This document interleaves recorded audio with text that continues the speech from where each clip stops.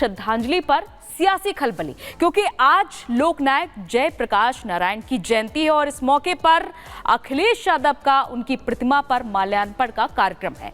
लेकिन दूसरी तरफ जेपीएनआईसी को पूरी तरीके से सील कर दिया है, टीन शेड लगा करके, और साथ ही साथ अखिलेश यादव के घर के बाहर भी बैरिकेड्स लगाकर उन्हें रोकने की कोशिश की गई है। तो ऐसे में जाहिर तौर पर बवाल की यहां पर आशंका है। देखिए, इसी से जुड़ी हमारी रिपोर्ट।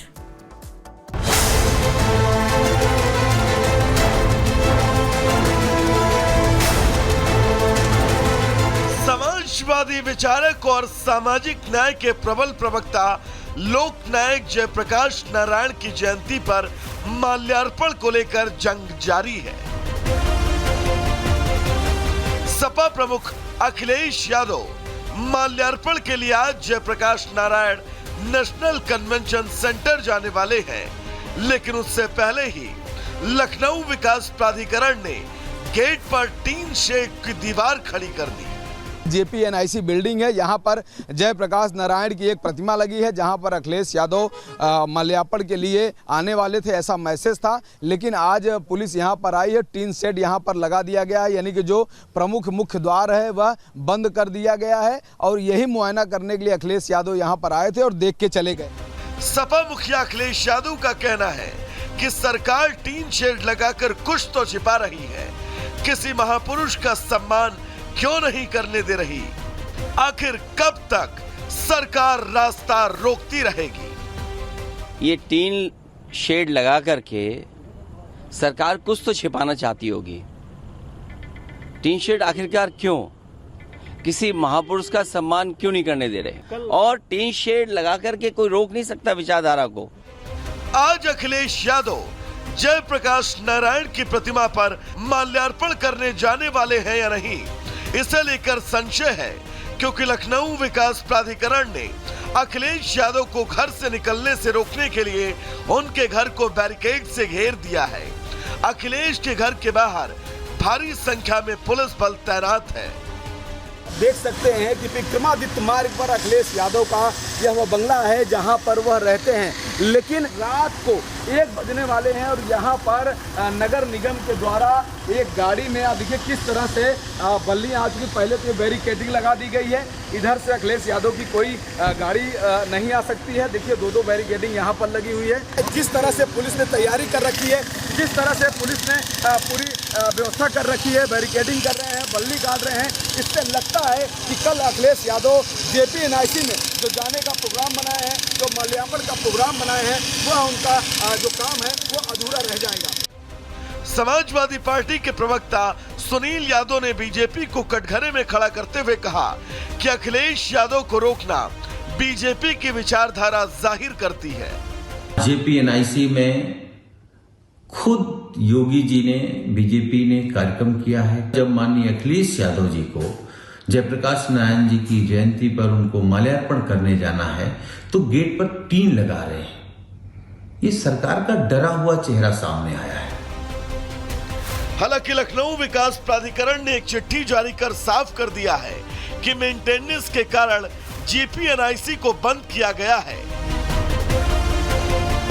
समाजवादी पार्टी के कार्यकर्ताओं का कहना है कि यह सब साजिश है और जानबूझकर बीजेपी अखिलेश यादव की प्राण प्रतिष्ठा को धूल में मिलाने की कोशिश कर रही है।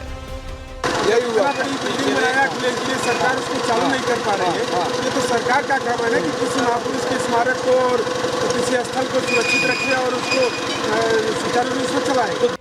दरअसल पिछले साल भी अखिलेश यादव जेपी को श्रद्धांजलि देने के लिए जेपीएनआईसी गए थे, तब उन्हें इसके लिए अनुमति नहीं दी गई, तो अखिलेश दीवार फांदकर जेपीएनआईसी के अंदर चले गए थे।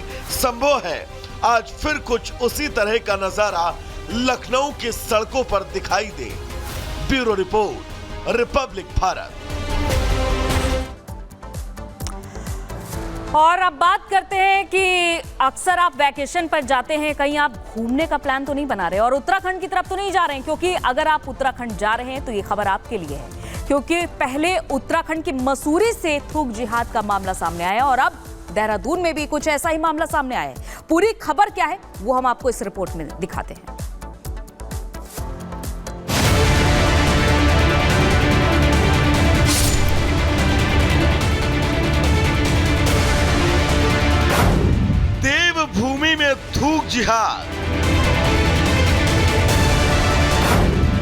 उत्तराखंड में कितने जिहादी? ठहरिए, कहीं आप मसूरी या फिर उत्तराखंड में कहीं जाने का प्लान तो नहीं कर रहे? और अगर कर रहे हैं या फिर आपके परमानेंट एड्रेस के कॉलम में मसूरी या फिर उत्तराखंड के किसी शहर का नाम लिखा है, तो एक खबर आपको सोचने के लिए मजबूर कर देगी। दरअसल उत्तराखंड में इस वक्त थूक जिहाद अपने चरम पर है। जी हाँ, थूक जिहाद, जहां थूक कर खाने पीने की चीजें आपके सामने परोस दी जाती हैं। और अगर ये खबर सिर्फ मसूरी की थूक वाली चाय तक ही सीमित रह जाती तो शायद सवालों की फहरिस्त इतनी लंबी न होती। आपकी चाय में थूक जिहाद की तस्वीर की तासीर अभी ठंडी भी नहीं हुई थी कि देहरादून में आपकी तंदूर की रोटी में थूक जिहाद की एक और तस्वीर सामने आ गई। दरअसल मसूरी के बाद देहरादून की इनामुल्ला बिल्डिंग के एक रेस्टोरेंट में तंदूरी रोटी पर थूकने का मामला सामने आया।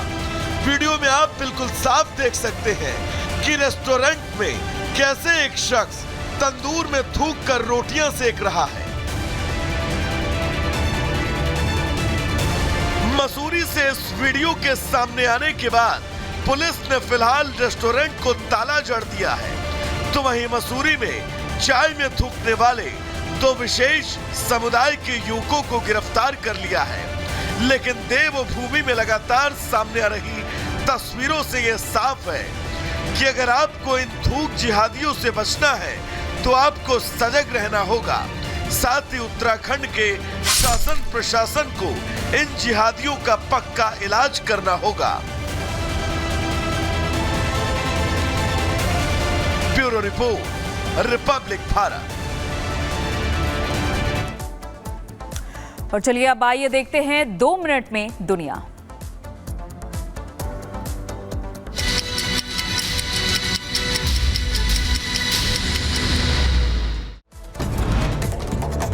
ईरान पर बड़े हमले करने की तैयारी में इजरायल रक्षा मंत्री योआव गैलेंट का बयान, घातक और सटीक हमला करेंगे। इजरायली मीडिया का बड़ा दावा, हिजबुल्लाह के रक्षा मंत्री वाकिफ सफा पर हमला, नसरल्लाह का करीबी है वाकिफ सफा। इजरायल ने लेबनान की राजधानी बेरूत में हमला किया, बेरूत में रिहायशी इलाकों पर ताबड़तोड़ बरसाए बम। युद्ध के बीच दक्षिणी लेबनान पहुंचे आईडीएफ चीफ और शिन बेट प्रमुख, हालात का जायजा लिया, सैनिकों से मुलाकात की। जर्मनी के चांसलर ओलाफ स्कोल्स ने घोषणा की, इजरायल को हथियारों का निर्यात बढ़ाएगा जर्मनी। लेबनान के बेका पर इजरायली हवाई हमले में 4 की मौत और 17 घायल, लेबनान में अब तक लाखों लोग हो चुके हैं विस्थापित। और इधर मिडिल ईस्ट में संघर्ष लगातार जारी है, संघर्ष रुकने का नाम नहीं ले रहा है। अमेरिका उठा सकता है कोई बड़ा कदम। हिजबुल्लाह ने जारी किया है वीडियो में दिखाया किस तरह से इजरायली सैनिक उनके इलाकों में चला रहे हैं ऑपरेशन। इजरायल से जंग के बीच ईरान के राष्ट्रपति से मिलेंगे पुतिन, आज तुर्कमेनिस्तान की राजधानी अशबागात में मुलाकात होगी।